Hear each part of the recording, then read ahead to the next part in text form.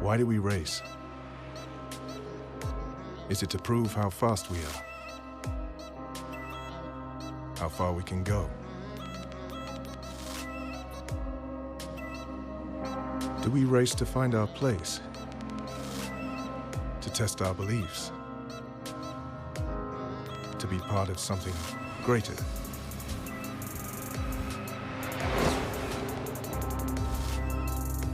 To face fear? To know sacrifice?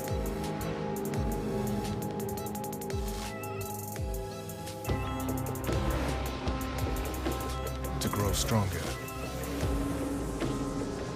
To become immortal?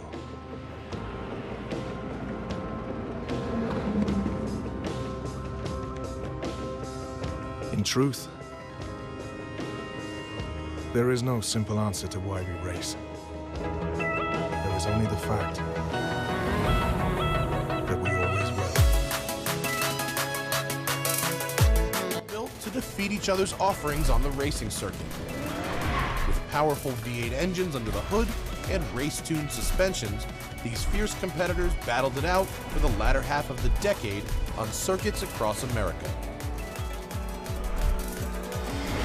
In the empty parking areas and on the city streets where you race your mates between stoplights. We do this in the very first cars we owned, or the ones we saved up for later. We're talking about affordable heroes, cars that bring performance to the people. Whether they're smoking around a patch of waste ground or hammering along a city circuit you designed yourself. They aren't the most expensive and they won't win every drag race, but they all prove one thing. You don't need $1 million to have a car with a big heart.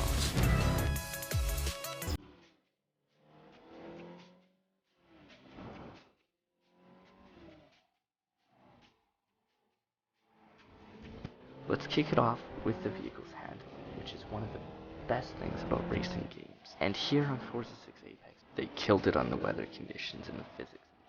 When it was raining, you'll be slapping on it, doing like 200. A huge patch of water, you'll start hydroplane. You feel the vehicle being pulled into the water, which is great, really realistic. Something you definitely want to feel when you're racing at high speeds, because that is reality.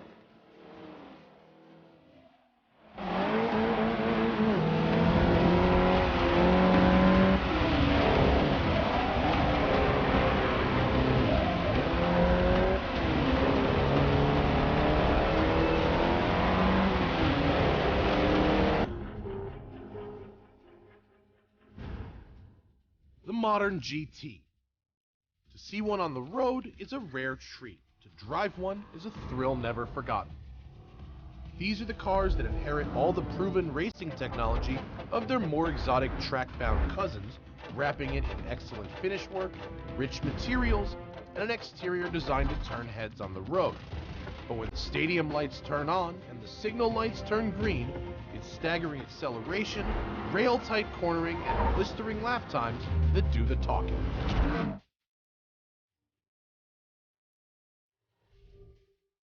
The only thing I thought was lacking a little bit, and that was the Supercars when you're going like 280, and this is like miles per hour, and then you take a corner way too tight, so you skid out and go straight into a guardrail. Your window would be shattered, that vehicle would be fucked, but all you did was shatter a little bit of the glass on the window, it didn't even fall out, so that's a little bit disappointing. Hopefully we can fix that in the future.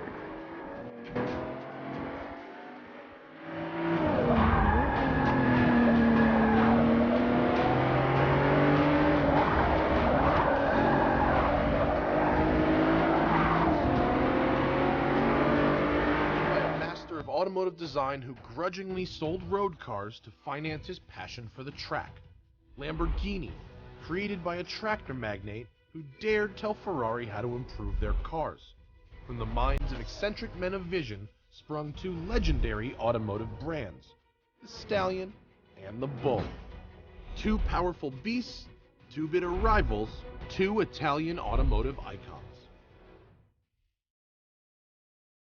But all around, it makes me very excited for the full release of the game, especially since it's going to be a free-to-play game coming out later this summer. There's no complaints at all, but I do hope in the future updates they will be able to add a little bit more cutscenes after you finish your heart-pounding race on the top. Like, you finish your first racing circuit, say in whatever rally, you kind of have to make it feel like a little bit more of a big deal after you just spent a half an hour trying to follow their rules and taking off ABS brakes, or even the no replays, and completely going through to get the top score. But honestly, this game is great, and I would give it a 9 out of 10, and can't wait to see what more they're gonna do with it.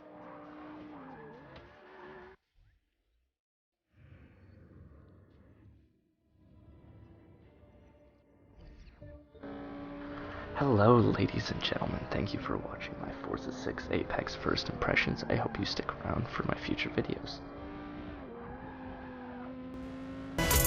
Car bowling is a deceptively simple idea. In fact, it's pretty much like normal bowling, but without the slippery floor and ugly shoes. We've positioned some bowling pins around the top gear track.